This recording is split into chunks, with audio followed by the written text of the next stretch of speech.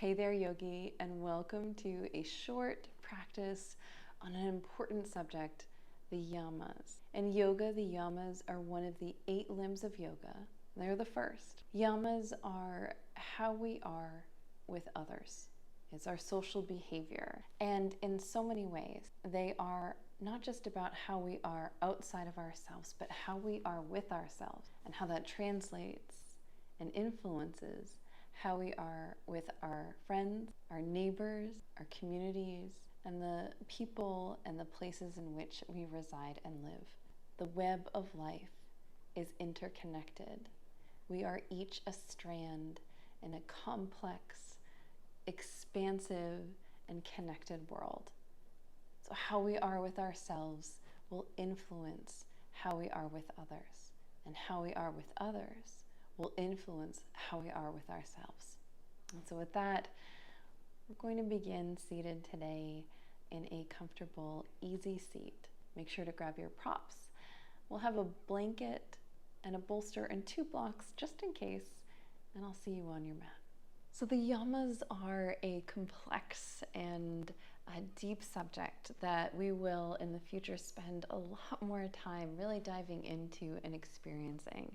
This is such a short little taste of something that we can, a person could really invest in. So just keep that in mind, and let's be kind and conscious of our thoughts and actions as we begin this practice together today. In your easy seat, you can walk your sits bones back, bring your head nice and tall, and just offer yourself a few moments to get into your body. That might look like lifting your shoulders up to your ears, wiggling them down your back. That might look like turning side to side, and just feeling where the tension might be residing and allowing yourself some space to release it. As you feel a little more settled, you might close your eyes or soften your gaze and just bring your attention awareness down and in. In this practice today, we will be using our internal conditions, the feelings, to guide our choices and actions. And so it's in this awareness, this more connected place, that we want to tap into and cultivate right from the beginning. Feeling into your tissues, noticing your digestion, your heart space, your shoulders and neck. Noticing the conditions with which you are arriving today. And allowing it all to be met with acceptance, compassion, strength, maybe courage. And in this first moment of our practice together, maybe offering yourself a moment to set an intention. What do you hope to receive from this class today? What do you want to get into? And then set that in your heart. And maybe we'll offer a breath here. And let it go. Wonderful. We'll start today in our tabletop shape. Just beginning to find your knees on the earth. A comfortable position for your hands and knees that offers you space to connect with the earth and connect with your muscles and bones, getting them all back into alignment. Hands press into the ground, fingertips grip the earth. Pressing into the palms, you can light up your shoulders, tone your belly to spine, get nice and long in your back body, and be here and breathe here just for a moment.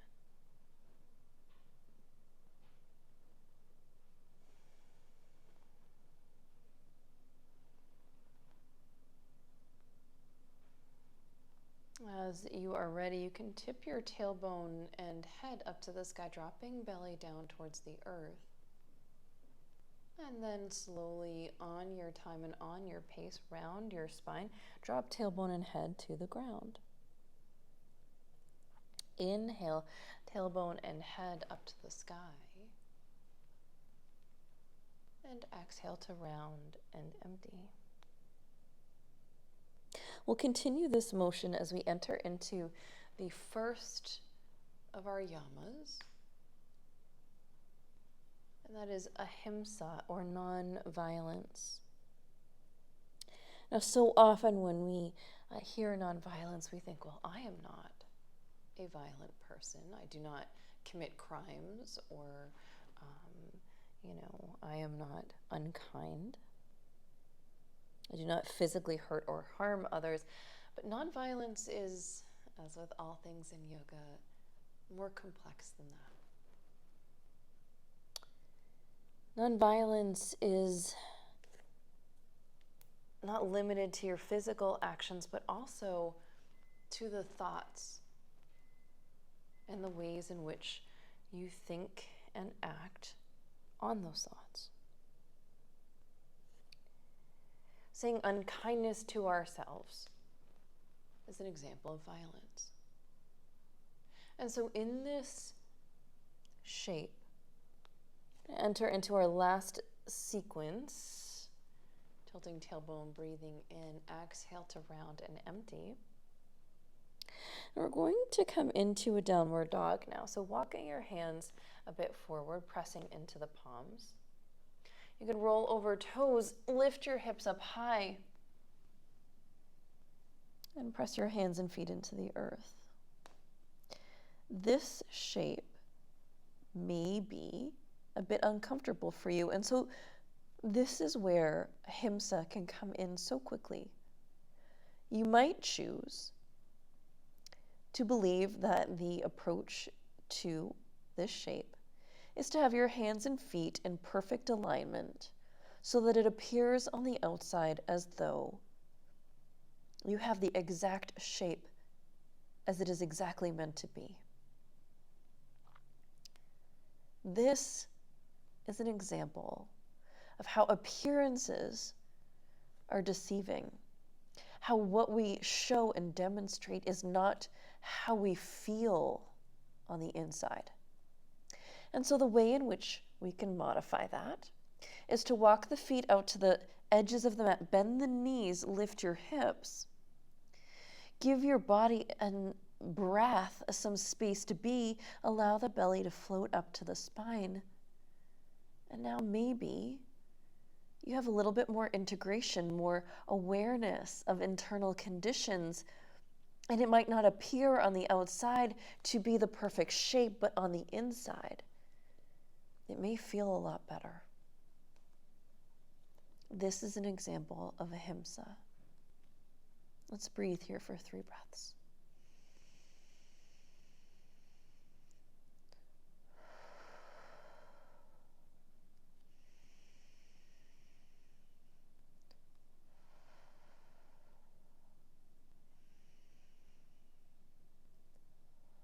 On your next inhale, you can bend your knees, look forward, and let's take some tiny steps to the front edge of the mat.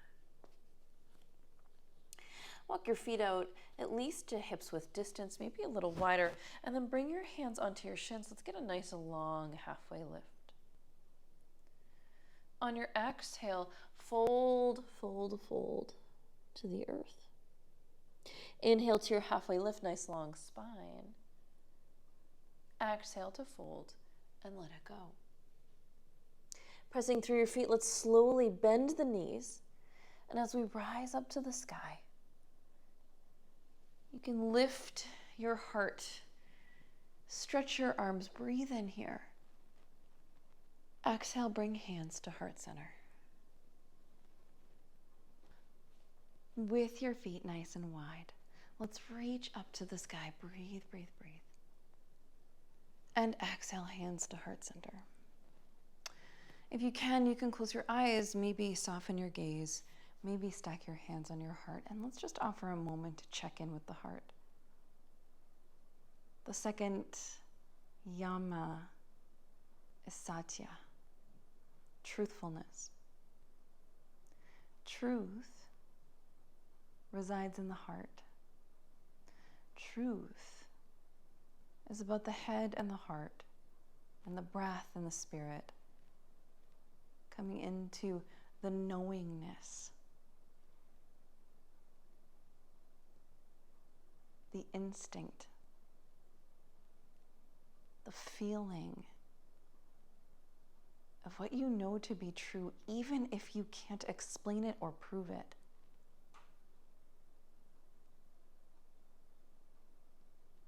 On your next inhale, you can reach your hands up to the sky, and if you'd like, you can bring one hand onto the opposite wrist. Maybe toe heel your feet out a little bit wider. Stretch your arms up nice and long. Let's tilt over to a side. Give yourself a bend in the knees, and I mean a real bend in the knees, not a pretend. Enough so that you have support in the body to lift up and open and concentrate this energy, this shape, on opening up through the ribs. In Satya, we find alignment in thought, word, and action. Come on up through center. Let's switch sides. Press into the ground. Extend, expand over to the other side. Thought, word, action. Finding spaciousness in the body, allowing breath into the ribs. Breathe here, be here. Alignment of thought, word, and action. Inhale, coming back up through center. Let's sweep hands up to the sky. Breathe in. Exhale, hands find the heart. Next inhale, we'll sweep hands up to the sky. Breathe in. Exhale, fold, bend knees as you descend. On your inhale, reach your spine nice and long. On your exhale, step a foot back, maybe your left foot. Drop your knee. If you have a blanket, you can pat it and bring your hands onto blocks. The third yama is brahmacharya, restraint. Knowing that the universe is a creative, abundant place. Sometimes just the truth of that can take acceptance and practice.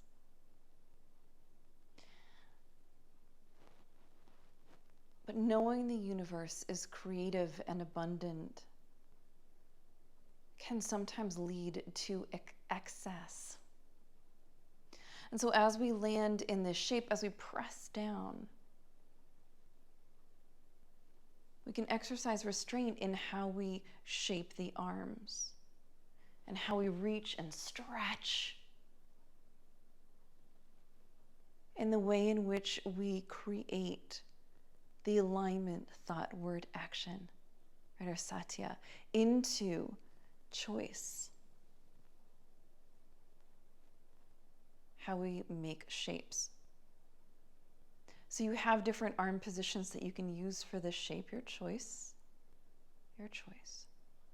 Exercising restraint awareness of the need that some of us have to keep pressing, or the need some of us have to give in and give up too easy.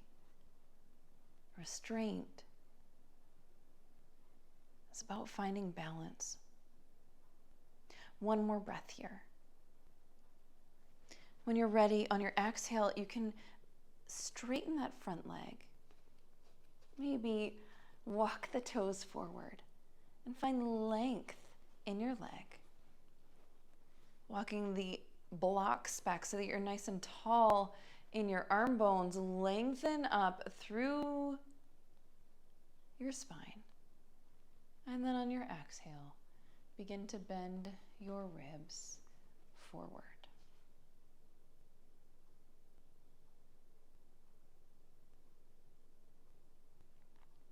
The fourth yama is asteya. This is honesty, non-grasping.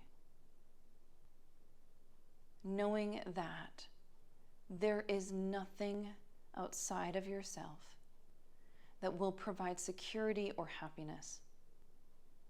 It all comes from within.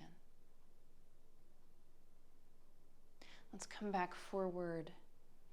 You can lift up through your back knee, and if you'd like, slowly grab your blocks and step forward. You can bring hands onto shins, take a halfway lift. Exhale, fold, and let it go. If you'd like, you can join me pressing through feet, rising up, breathing in. Exhale, hands land at heart center. Give yourself a breath here.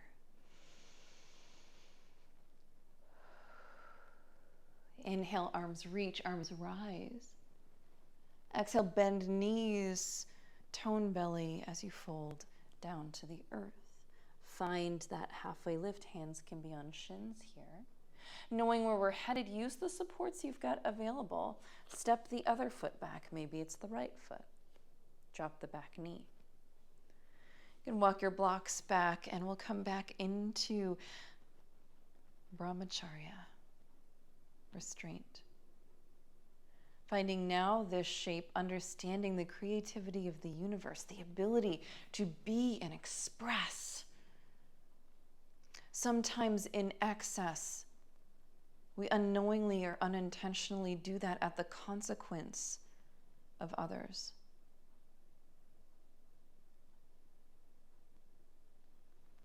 That doesn't mean that we can't be served and fed.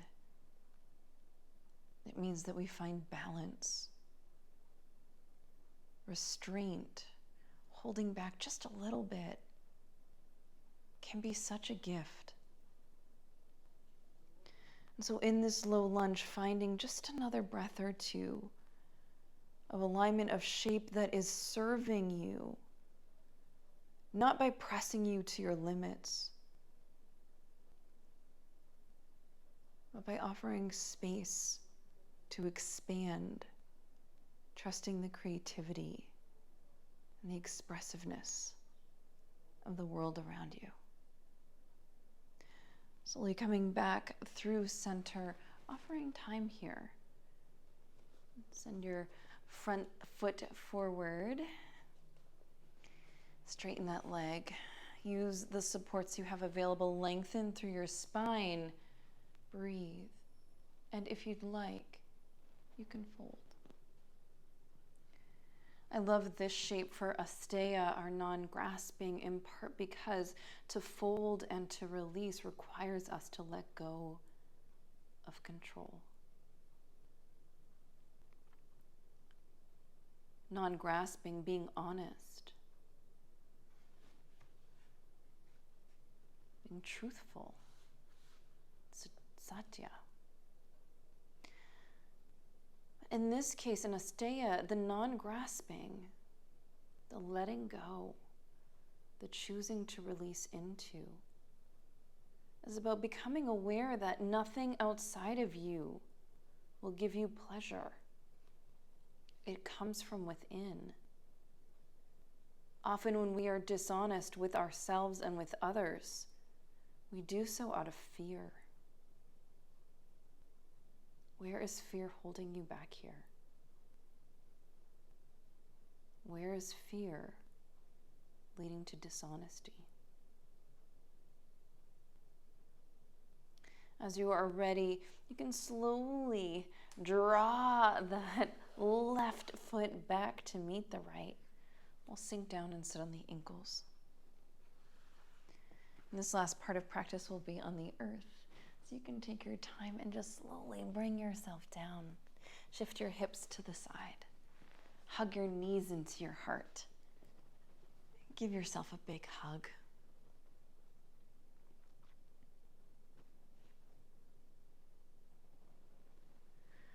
Our last yama is aparigraha. It means generosity. And so in this last part of practice, I would love for you to give to yourself generously. Sometimes in generosity, we press and push. And sometimes in generosity, we receive and allow. If you'd like, you can bring the soles of your feet onto the ground, knock your knees together, and just walk shoulder blades closer together. And for a moment, land in a shape of receiving. Receiving the movements that you have made today. Receiving the breath, the mental space, the deepening awareness. If you'd like from this shape to give yourself maybe some opening in the hips, then you can, if you'd like, bring one knee into your chest. And start to give it a hug. And if that's too much for your body, you can always use a strap, or maybe just grab the side of the thighs. Finding your shape, finding your version, and allowing this to be generous. When we are in alignment with the world around us, the universe,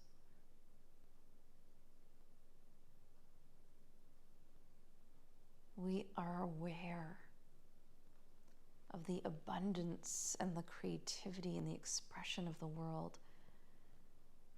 And when our thoughts and actions and choices align with that knowledge, with that truth, we then can give and receive with fullness in our hearts. When you're ready, you can switch sides, offering space and support by allowing your tissues to soften, the muscles in your back, the muscles in your face, separating teeth, and allowing ease. It is by allowing ease that we can receive here.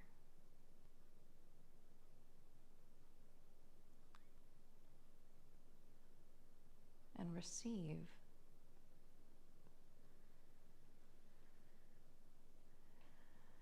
with maybe joy in our hearts.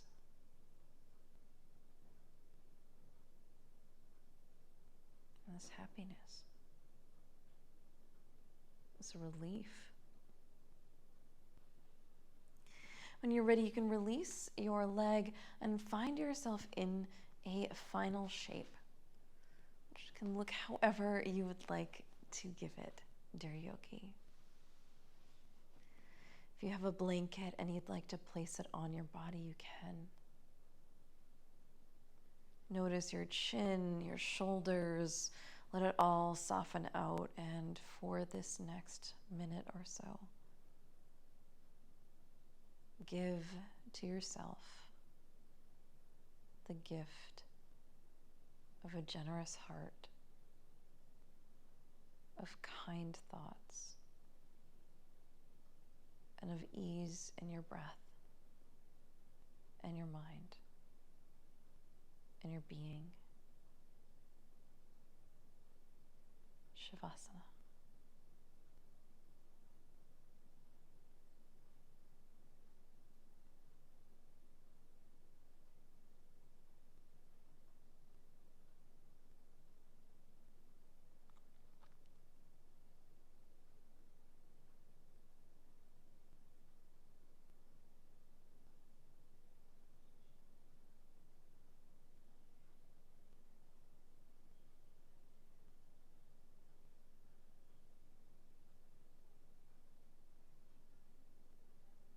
Continuing this breath as long as you'd like, dear yogi.